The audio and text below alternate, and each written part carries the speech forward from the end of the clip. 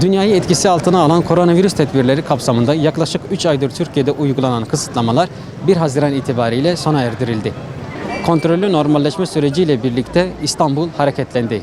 Bugün 18 yaş altı gençlerin de sokağa çıkmasıyla birlikte İstanbul'da caddeler, sokaklar, meydanlar, sahiller ve parklar dolup taştı.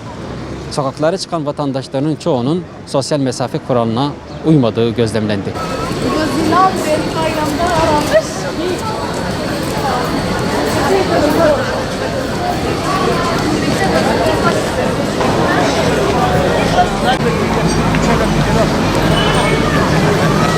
İçeride de çalışmadık. Para da kazanamadık. Ondan sonra tek yapalım.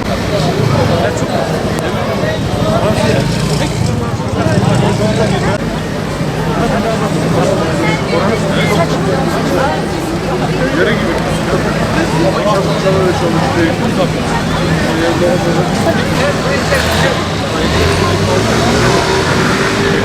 Alo. Yetişemiyor musun maça?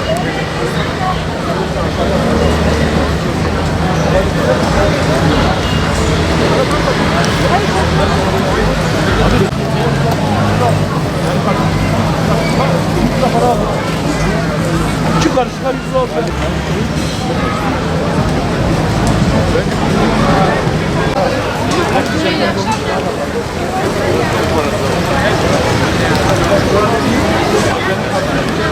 Bu arada kötü yok. Kötü boşluğumuzda fakir olduğu için.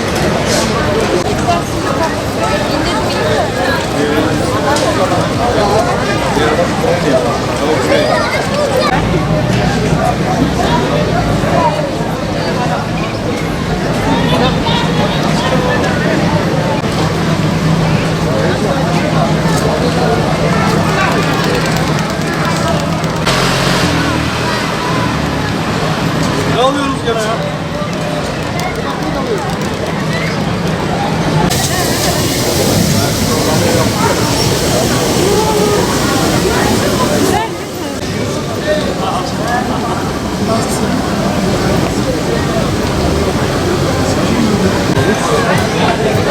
Dünyada seti evli.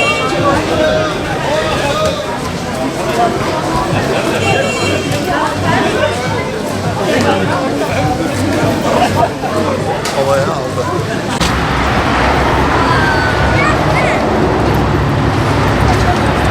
Ay bu bir şey değil. Abi hayır. Oha bir şey değil.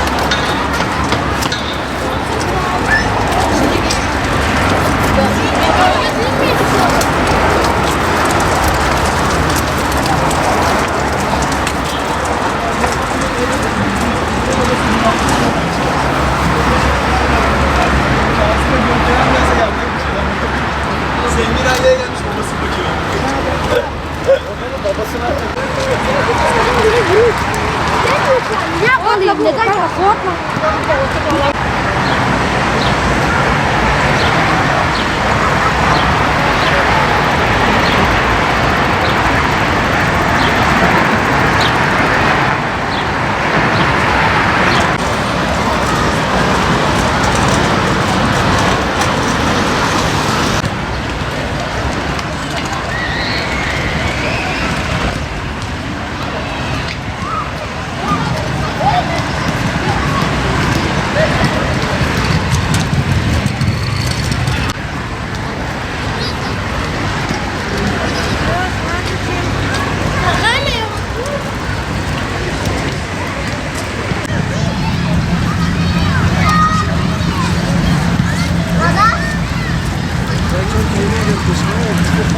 Devam.